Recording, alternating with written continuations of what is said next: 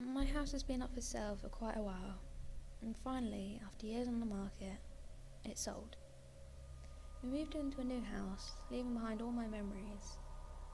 Once unpacking all our stuff, I was given the room in the cold, dark, and unfinished basement. As you can probably picture, the house was recently just built on the area, and still didn't have any walls or outlets for power, so I was practically using flashlights and candles.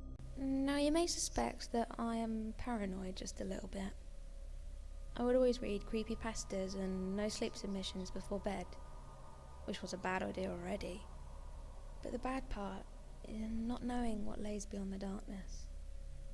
Anyways, back to the story. The street I live on has about 5 houses built so far. The house to our right is still being built, but the one directly to the left is home to a senile old man.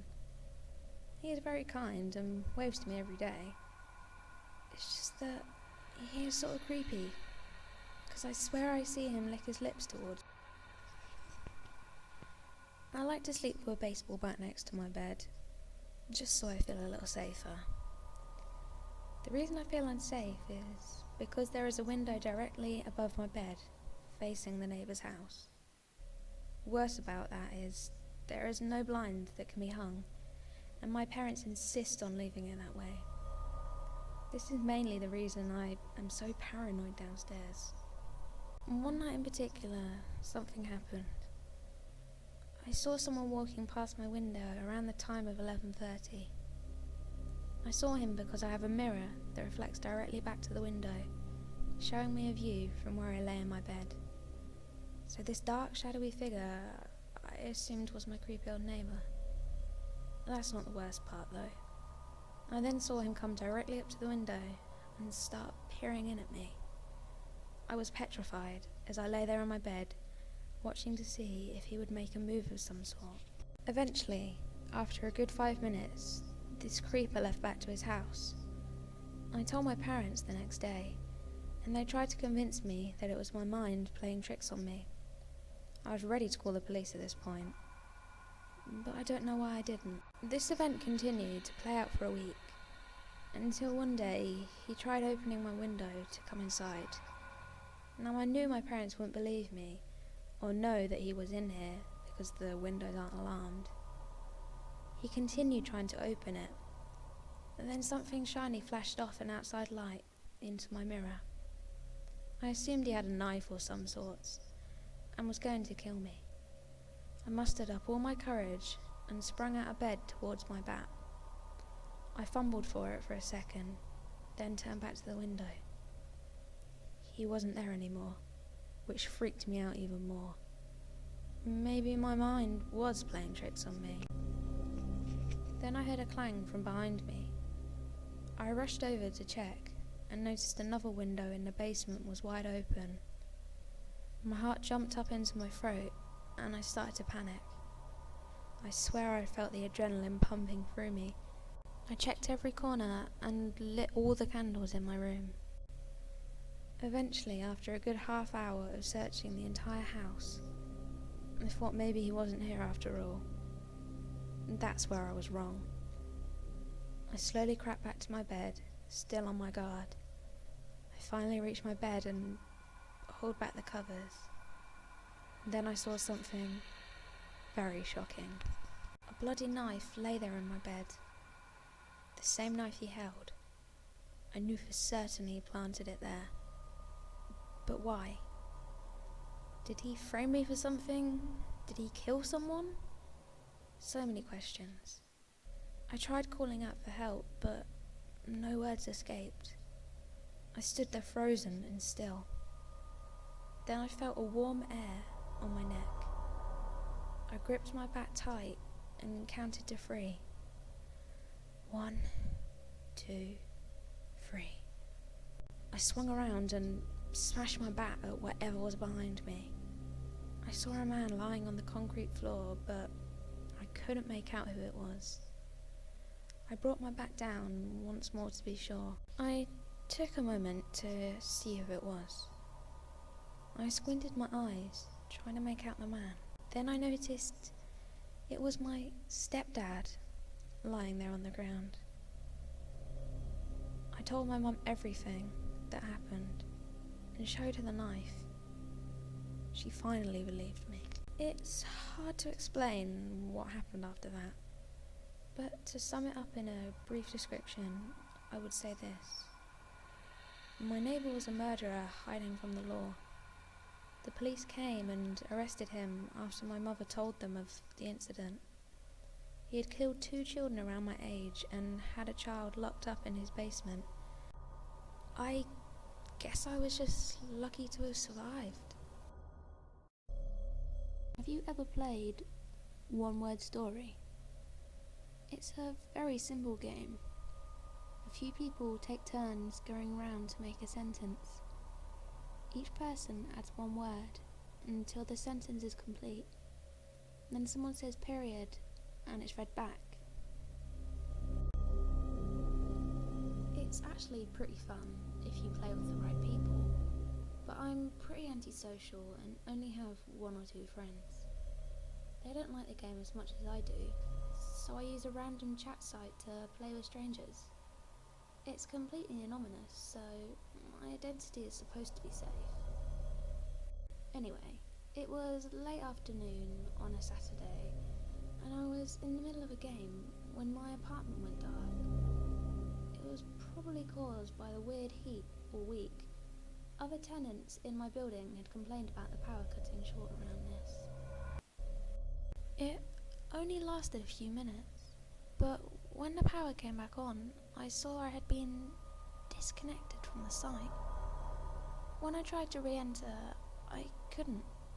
It kept crashing or something, and I kept getting disconnected. I'm easily bored and was a little more than pissed that I hadn't finished my game. So I took to Google and searched chat room anonymous 1 word story. And after 0.18223 seconds, I had 23,000 results. I scrolled down the page and tried a few sites, but either the players were very good or I was led on to an anonymous sex chat site. It wasn't until the 3rd page of results that I found something interesting. Microfiction.com. I clicked the heading and entered the site, and then I logged in as a guest. I was really surprised to see how dedicated this site was to an overall simple game. Mystery, parody, anime, music, cartoons, horror, film, superstition, and superhero were just a few of the that people could use to play a 1 word story. For no particular reason, I went to mystery first and played a few short games. Then I went to horror, then to music, and to a few others. Eventually, I went to take a bathroom break and made sure to bookmark the site so I could visit it in the future. The site was pretty well managed. Under each main heading, for example, horror, there were subheadings. These were games being hosted by members. Some games only had a few people in them. Others had 30 or 40. Some were open to anyone. Others were private games that you could only get into if you had a password that the host had sent you. I played for a few hours, really enjoying myself because everyone here took the game just seriously enough to make each sentence interesting, and also had enough fun to make the whole story funny to read out loud, while still making sense. It was 10 now, and 10:30 was my self-imposed bedtime, so I resigned to play one more game before going to sleep. Going to Mystery for the last time that night, I found a private game. Being a guest on the site, I couldn't message the person to ask to join, and I would have kept looking for a public game, except the page froze. I refreshed it and saw that the game had been changed to public, with room for one more person. I thought about that. A one-on-one game of 1 word story. I felt excited at the possibility that this guy would be just as good as I was, and we could create something really unique. So I joined. The host, username doppelganger1221, went first. I, appeared on the screen almost instantly. I was impressed with this guy's bravery, as using I in this game usually led to embarrassing sentences in the long run. So I rewarded him with a simple enough word that would keep the sentence going. C. He responded almost immediately with you. This was honestly a very amateur tactic. It would make the game harder to finish, and the unsettling approach was never enough to make me quit. I decided to humour him though, and typed through. His response, your. I thought about where the sentence was going, and noticed that my living room window was still open from the afternoon. I typed window. His response was a period, signalling the end of the sentence. I see you from my window. I chuckled to myself, realising this guy was a creep, a player who tries to make unsettling or disturbing sentences to scare his opponents into leaving the game. He probably had a friend with him, and they were thinking of ways to scare me. I didn't blame them. My sister and I did that last Halloween, when I babysat for my parents. I started the next sentence. You. His reply? Ah. My reply? Not. His reply? Safe.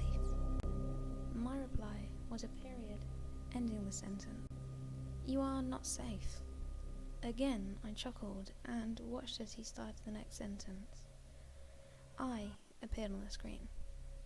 I typed am, which was followed by coming. I thought about ending the sentence there as a slight punishment against the guy for not taking the game seriously. Instead, I typed 4 to see if he would type what I thought he would. He typed you. I was right on the money and typed a period. I am coming for you. It wasn't funny anymore, just boring. There was a chat, so I used it to tell the guy to cut the creep stuff. I told him it wasn't funny, and if he didn't cut it out, I would leave the game. He actually replied, "Look out your window." That caught me off guard, but I did what I was told. Across the street, a light post had burnt out its bulb, which I hadn't noticed before.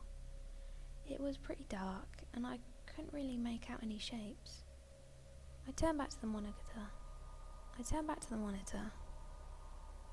Doppelganger had typed I, and I saw in the chat that he had posted another comment. Basically, he was telling me what to write. I was becoming fed up with him, but 10:30 had just 5 minutes away, so I reasoned to just finish and did as he asked. I typed have. He typed A. I typed gun. He typed 2. I typed your. He typed head. I finished the sentence with a period. He actually replied, "Look out your window." That caught me off guard, but I did what I was told.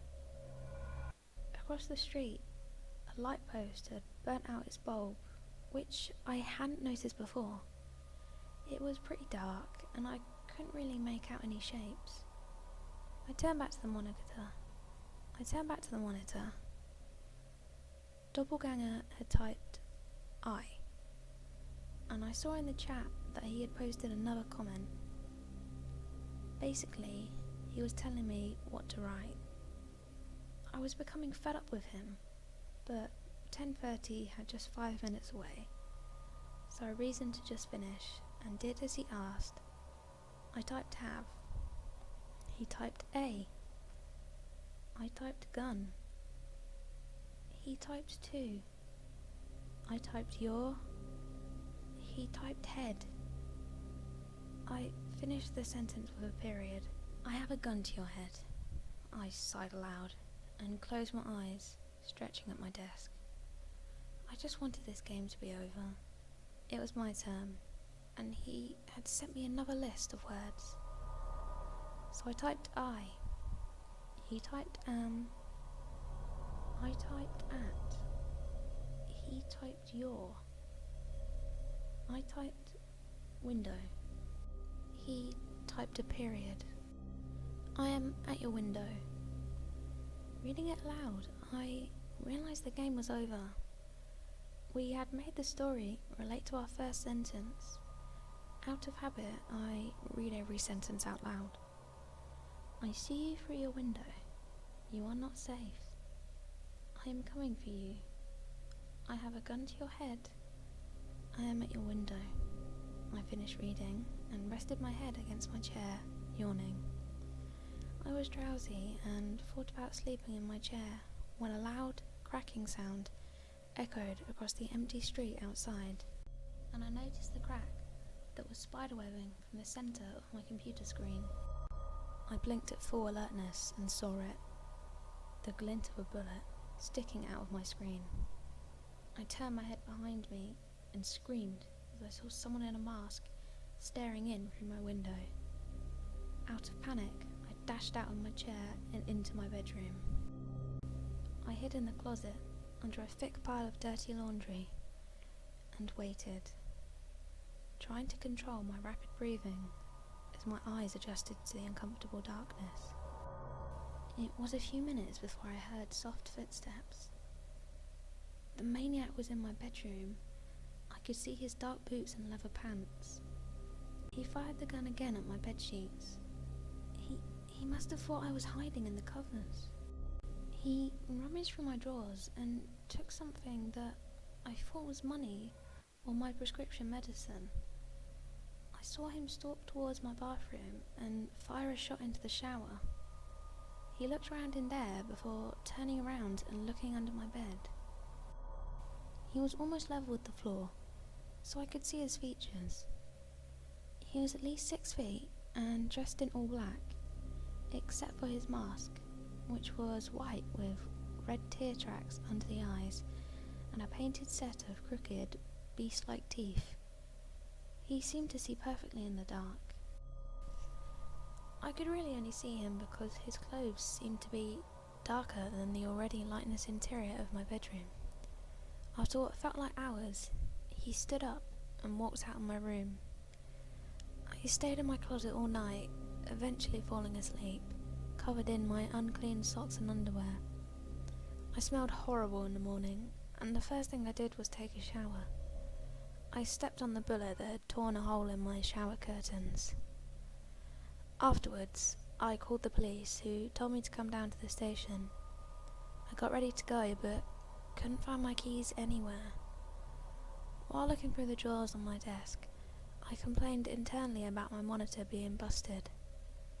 I could see the site, the chat room, and the game, and took a picture of it with my phone for the police.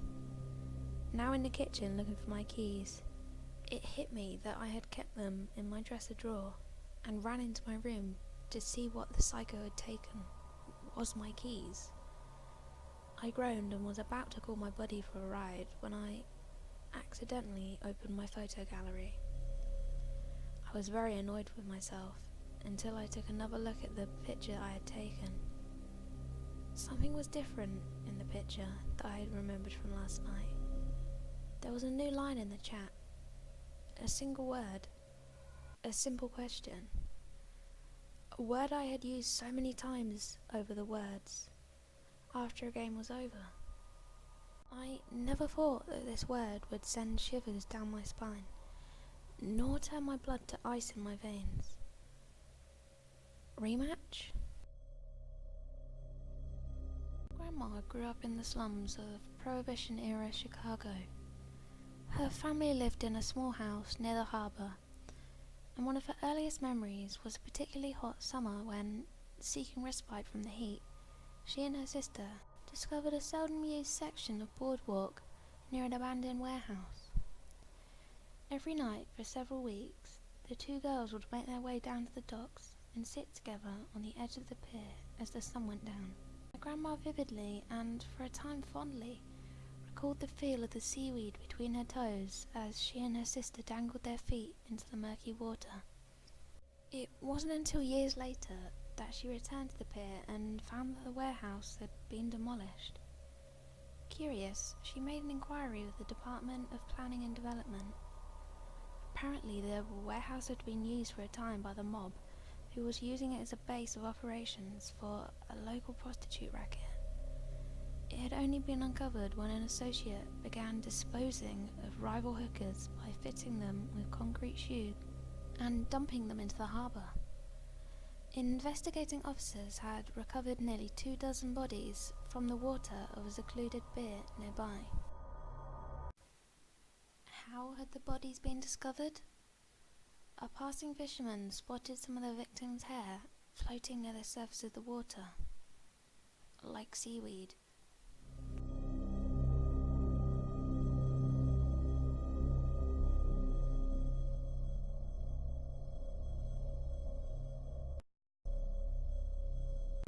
On an early dim morning, an elderly woman rested her head atop a gravestone. Henry Blackwood, 1938 to 2004. She rested flowers on it and wept, something she didn't usually do. She always made sure to bring something of Henry's when she made her annual visit to his grave. Her memory wasn't what it used to be, and her brain needed help jogging it. She brought something he hated, his hearing aids. She remembered wistfully how he never used them, always insisting he had excellent hearing despite keeping the television's volume up so high. Now all she wanted was his return to her loving embrace. Oh, Henry. She fell to her knees and looked to the sky. How I wish you'd come back to me. Up in the sky and through her blurred teary vision, she saw a red star. It was faint, but she heard an evil chuckle, and the star flashed to match it. Then it disappeared with the rising sun. She wiped away her tears. Strange. Was it a product of her imagination? She stood up and surveyed the area, but saw nothing. It seemed like the moment was merely nothing but old, senile, womanly mood swings. As she smiled at her silly old self, a question came to her that felt like part of a dark realization. Could the battery in the hearing aid still work? She attached it to her best ear and turned it on. She could hear the rustling of crow feathers in a nearby tree. It probably still worked due to her husband's lack of commitment to use it. Then, swallowing hard, she rested her ear on the ground above his grave. Her mouth dropped in horror as she heard scratching, shuffling, and a familiar voice bellowing a horrified scream.